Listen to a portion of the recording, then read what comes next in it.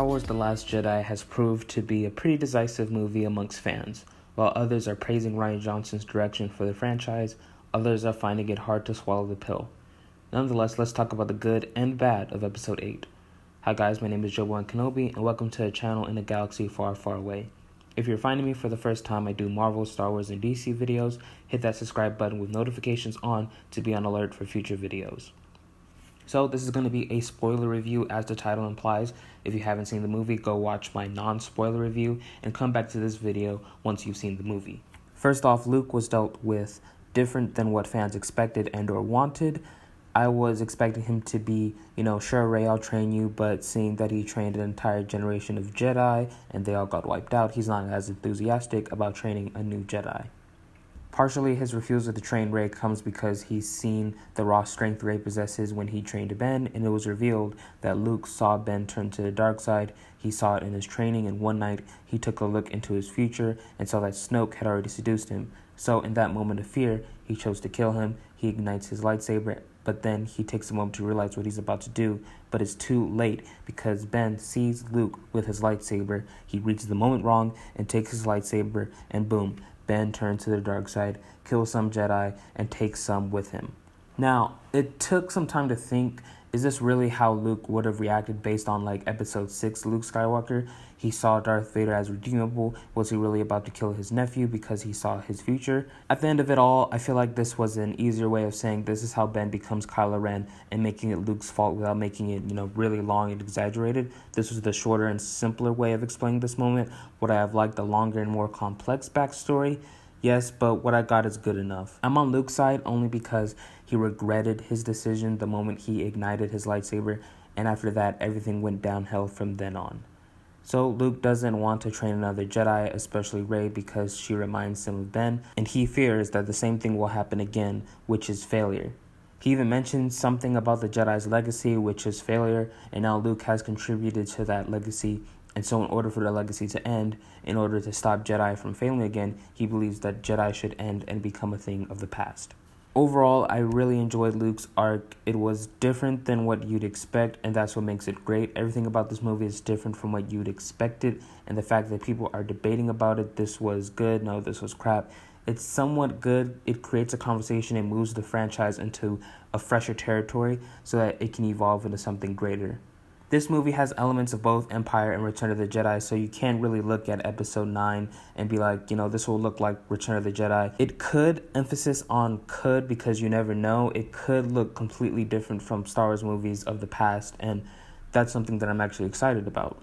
Going into Rey's arc, she's pretty much afraid of her powers. She's trying to find her place in the whole story, and since she is trying to become a Jedi, she sees the good within Kylo. They both have a moment where they can see and hear each other from Act 2 and the supremacy as if they are right in front of each other, actually having a conversation face to face. In that moment, they connect with one another, and Rey sees the weakness in Kylo. She sees the light and feels like she can bring him back to the light side of the Force. However, it was revealed that Snoke bridged their minds so that Kylo could open up to Rey, and Rey would be too foolish to recognize the bait and try to save his soul.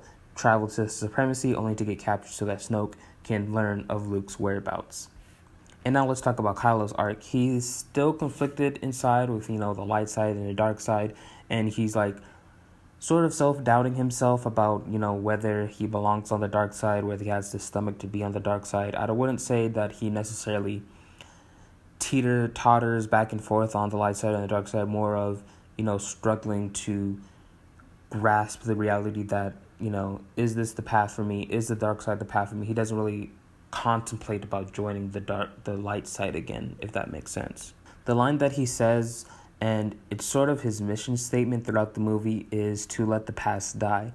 Now he has killed his father. He was going to kill Leia, but now he's killed Snoke. By doing that, he gets to become the thing he was meant to be in his mind, and he believes that that is Supreme Leader. I personally felt that killing Snoke was a powerful moment for Kylo. He wasn't really doing it to save Rey, more so to save himself from Snoke and to liberate himself from, being his pawn. I think that's the real motive behind Kylo killing Snoke, so that he can free himself from being a pawn in the game of chess. seeing him as Supreme Leader, or even just saying that, like, Kylo is the Supreme Leader of the First Order now, it's kind of weird because it's like you're not getting an old, disfigured, and powerful, being, but this actually takes the role in a different direction because now Kylo will be in the middle of the fight and not sitting on his chair in a throne room with guards surrounding him. And yeah, Snoke dies in this movie, Kylo kills him, and you'd expect a moment like this to happen like towards the very end of the movie, but we get a small taste of how things are going to be different moving forward. We see Kylo lead the First Order during the Battle of Crate, and we see how different his leadership is. It's very aggressive and violent, and I really like that. I would like to see him be more like organized and tactical moving into Episode 9, sort of how smooth and efficient his TIE fighter sequence was earlier in the film, but I would like for it to still have that aggressive and barbaric behavior. But as for Snoke, he dies in this movie. I was disappointed at first because I was expecting a lot more from Snoke. Maybe some like backstory about where he was in the original trilogy, how he rose to power, but I'm pretty sure those are like in like the comics or like books released before the movie even came out. I think that information is there, but I would have liked for that information to be addressed in the movie because who knows, like, I know I'm not going to go read the book. I know the average person might not read the book. They might like go on wikipedia.com to, read up about that, but it would have been nice to hear that stuff in the actual movie to save us that time from researching all that stuff. I wasn't really hoping that he was somebody we've already seen. I didn't want that to happen at all. I just wanted him to be a brand new character, but somehow have some ties to the original trilogy or the prequels. I was really hoping he wasn't the Emperor because I saw him use Force Lightning in the beginning, and I was like, oh, the only person who's ever exhibited that in the Star Wars universe is the Emperor and Count Dooku, but, the Emperor was the one that, for a fact that he used that ability, and he's in the same position, the same role as the Emperor, Snoke is, so the connection at that moment, I was like, I was fearing that they were going to reveal that he's actually the Emperor. He survived after, Darth Vader threw him down that like horde or whatever the thing is called.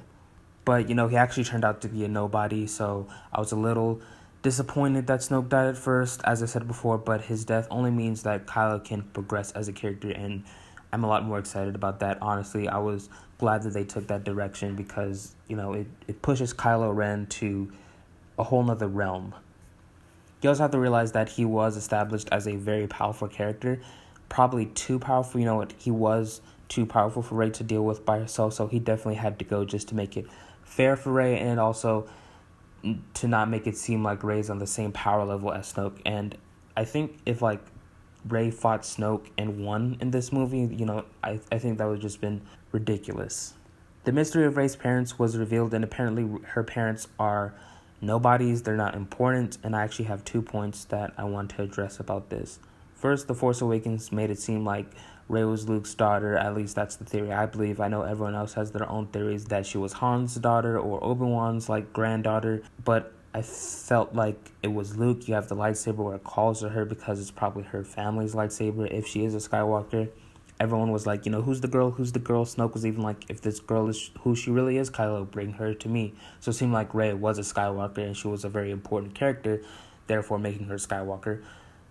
And that would easily explain why she's so powerful. It could have explained why she defeated Kylo when she never wielded a lightsaber before, or when she was able to use a Jedi mind trick on that stormtrooper. But as of right now, Rey's parents are nobody, so I'm disappointed that Rey isn't Luke's daughter. However, I like the direction, sort of, because making Rey's parents nobodies actually puts her in a place where she has no ties to Luke Skywalker and the entire Skywalker family. She's her own person without being related to Luke and then Anakin, which sort of puts her behind those people or puts her under this, like, umbrella. As a nobody, she gets to stand out and be her own, like, new quote-unquote Skywalker. So overall, it was a bold choice to say that she's a nobody. I'm disappointed that she wasn't out as a Skywalker in this film. But, there's always Episode 9, and since J.J. Abrams is directing that one, and he recently pitched the idea to Bob Iger, the Disney CEO, he could have added his vision for Rey being Luke's daughter, seeing that he was the one who started this entire debate. So could Rey being a Skywalker ruin the debate of her being a nobody and standing as someone without ties to two legendary Jedi and instead becoming a legendary Jedi with her own name and lineage? Sure, but I'll be happy with either outcome. As for Luke's death, he died peacefully and perfectly. You think that Kylo would have killed him after all those ATM6s didn't kill him, but it was revealed that Luke is actually just projecting his spirit, or maybe not his spirit, his consciousness over to Crate while he's still on Ahch-To. I thought that was a really cool reveal, and it's nothing out of the ordinary with what we've already seen with the Force. When a Jedi dies, he can appear as a Force ghost. At least some can and have proven so far that they can, so appearing in the form of a ghost while you're still alive is a new twist on an already established ability. And then going back to Snoke's ability of bridging Kylo's and Rey's minds, it's also a cool new ability, but it's not something outlandish because before, people could sense each other's presences, whether it's from far away or close by. Now Rey and Kylo can feel each other's emotions and see one another face to face. Going back to Luke's death, I'm just glad that Kylo didn't kill him, because then he would have had the satisfaction of killing Luke and Han, and then I would have to despise his character going into episode 9. But no, from a certain point of view, Luke actually killed himself. The music behind his death, the sunset and how he disappears into the Force, he died a peaceful death, and that's how Rey describes it too. He died with peace and purpose.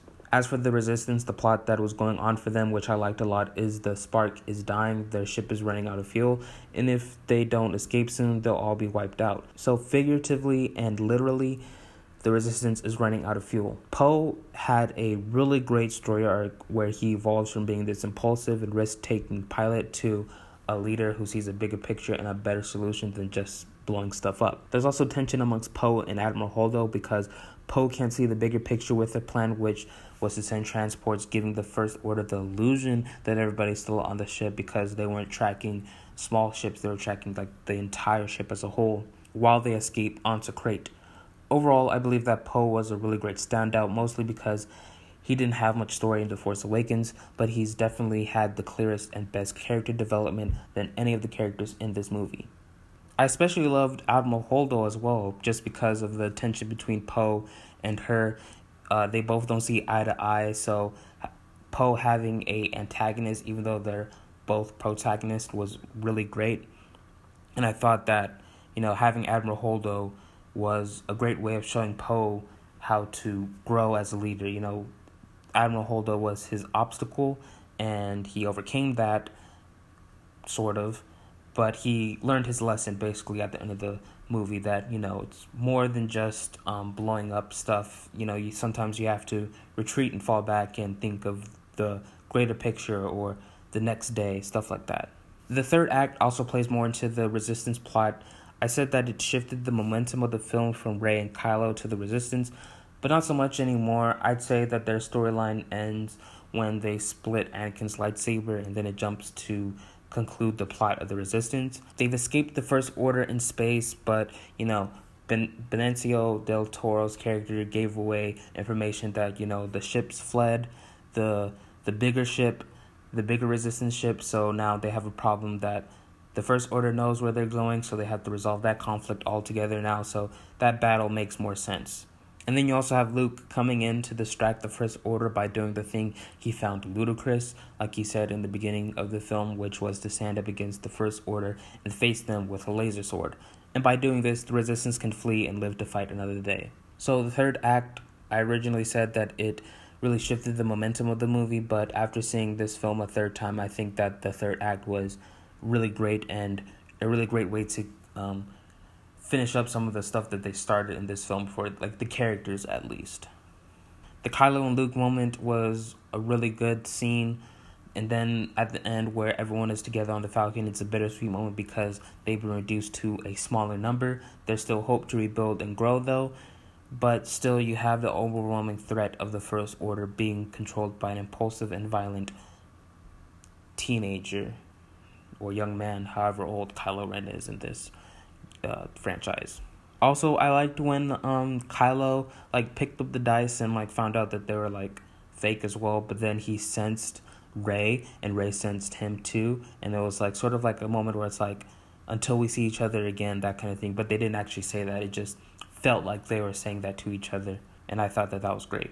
Oh yeah, and they were going to kill Finn too. Like, Finn was really ready to sacrifice himself at that moment. And I sort of felt like, okay, I really want him to do this too. But at the same time, you know, he means so much to Rey, and I'm like, okay, where's Rey gonna go from here? Is she gonna find another love interest, or is she just going to not have a love interest? You know, that kind of thing. And you know, I don't know, I'm so indecisive about like that moment because it was such a great moment. The musical score was great too, but then Rose came in to save him. So I don't know, I would just watch that minute or 2 minutes of him, you know, deciding to sacrifice himself over and over again. But I don't know, I'm just very indecisive about it. Like, I'm glad that he's not dead, but you know, I kind of wish that he was dead, just because of how great that minute or 2 minute like scene where he's about to go in and kill himself to destroy that battering ram thing was. And that's when the final moment of the film comes into play. First, Finn and Rose went on a side mission earlier in the film to Canto Bight to find this code breaker so they can break into the supremacy and disable their tracking device. They ran into these creatures and these 3 kids who I think are like slaves or child laborers. One of the kids turns out to be Force sensitive, and he has the ring Rose gave him to show that she was with the Resistance. That moment signifies that the next movie would not necessarily be about rebuilding the Resistance with more fighters and ships, but also with more Jedi. Now, will we get the same kid? You know, maybe if they do a time jump, they could like cast somebody that's a little bit older than the kid, so like 5 years older than him, so that, you know, you could have somebody who's a little bit older to fight like Kylo Ren and, you know, the stormtroopers, because it'd be really weird to have like an 8 or 9 year old, you know, using the Force and fighting stormtroopers. I think what could happen if the time jump doesn't happen is that Rey finds Force sensitive people around her age, so like 20 to 30, and then when the movie's over, it will show her with a younger generation of future Jedi, so she finds even more Jedi at the end of the movie, you know, that 8 to 9 year old range, and then we have the little boy we saw at the end of The Last Jedi appear at the end of Episode 9. So several moments that I really enjoyed were the opening sequence, Canto Bight and Crate, like the cinematography was great in those scenes. I love the planet as well, it was just beautiful. The porgs were really adorable and not overdone throughout the movie. I really love the scene where Chewie was about to eat one and all the porgs were like, you know, so sad that he just killed one of their own. When Holdo jumped into hyperspace and split like several destroyers in half along with the supremacy, that was like so beautiful. Even the music stops. It's just really quick shots of how impactful that hit was on the cruiser. Also, Rey and Kylo's team up against the Praetorian Guards was a really good sequence. Like, the moment that Snoke dies and Rey gets the lightsaber and they just turn around in slow motion, the Praetorian Guards are ready to like kill them. You know, like stuff was about to get real. And then the end where Rey throws her lightsaber to Kylo and he does like a quick ignition into the Praetorian's face was like crazy good and badass. The style of their fighting was different as well. The way I saw it was, you know, a simpler style than like compared to the prequel style of like fast turns and flips and all that kind of stuff. And I really enjoyed this style a lot more than what we got in the prequels and even in the original trilogy. Luke and Chewie reuniting and Luke and Leia was great as well. I thought those were really touching moments.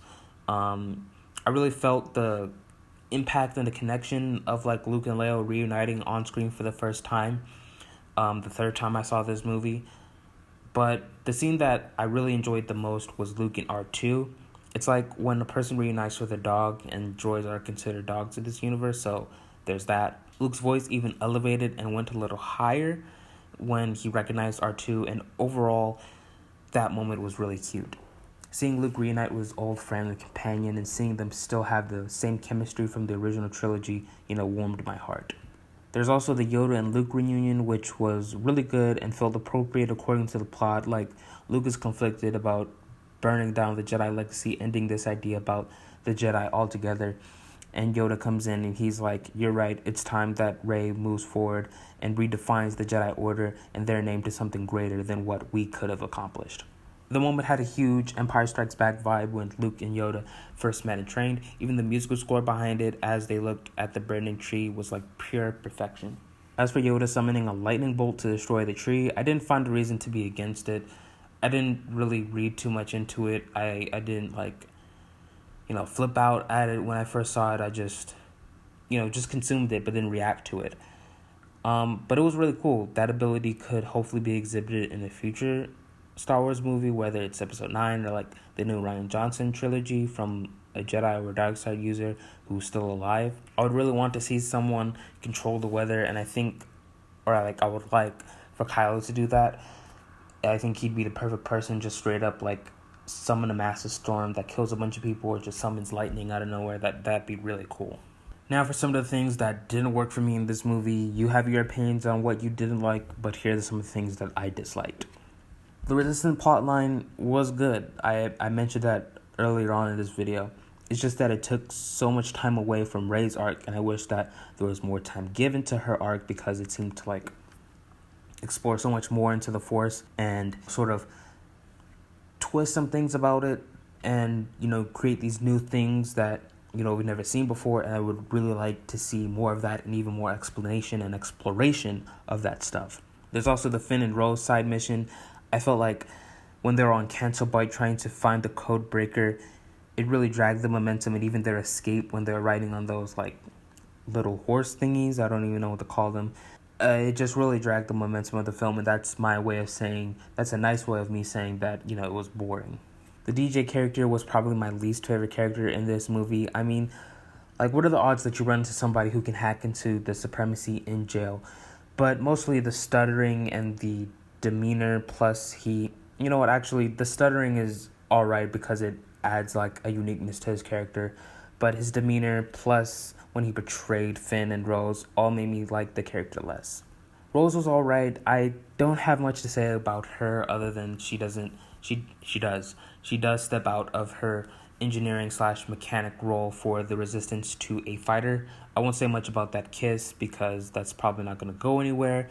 For me, Finn and Rey is the number one ship in this trilogy. As for the plot between the good guys and the bad guys, it wasn't really a plot, more like, so when DJ was going into like the ship, ransacking it, because it wasn't his ship, he came across this like computer and saw that, the guy who owned the ship was selling weapons to the First Order, and he came across a TIE fighter as well, so he was selling stuff to the good and bad.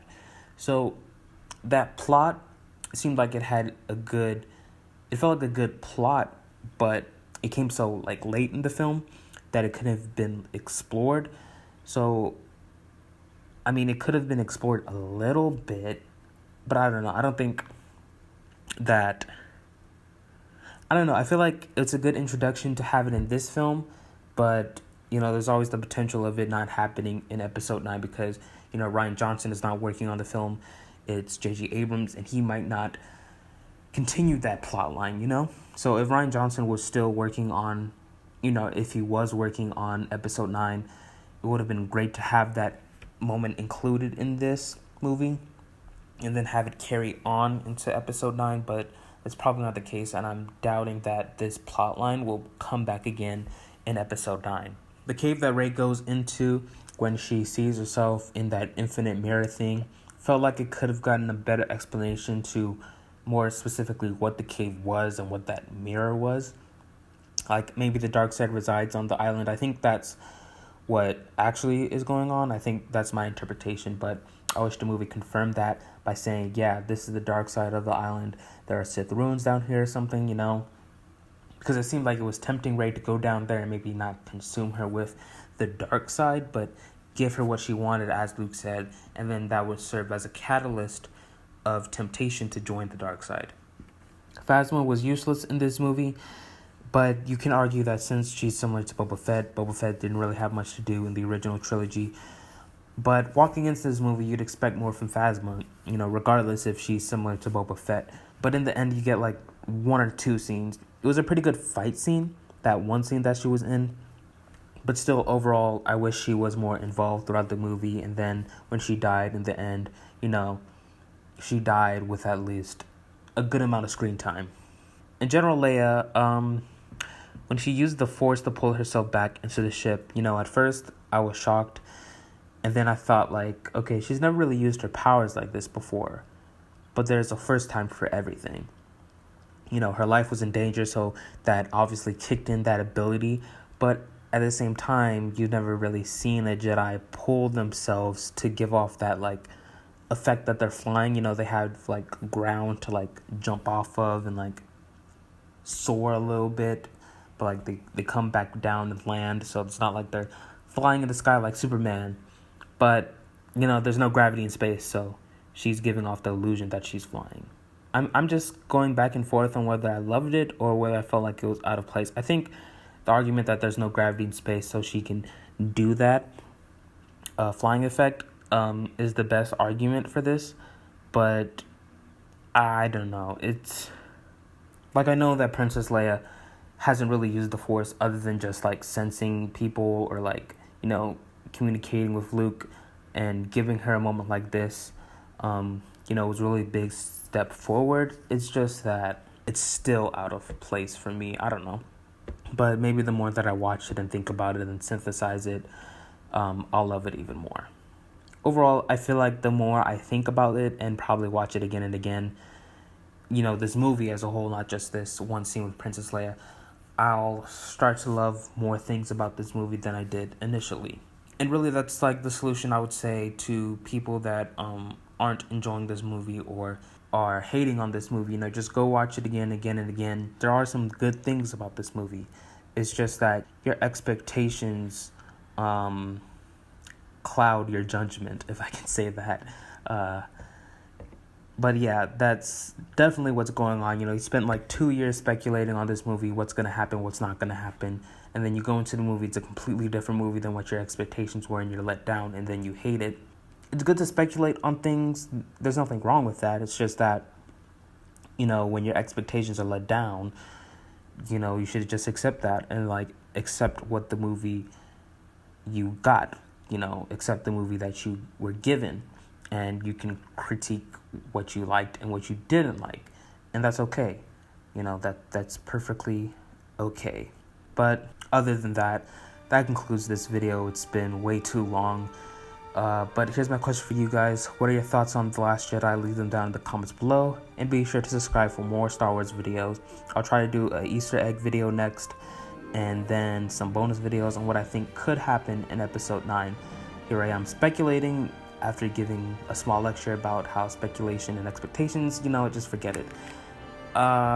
If you like this video, give it a thumbs up. And other than that, my name is Jobi-Wan Kenobi.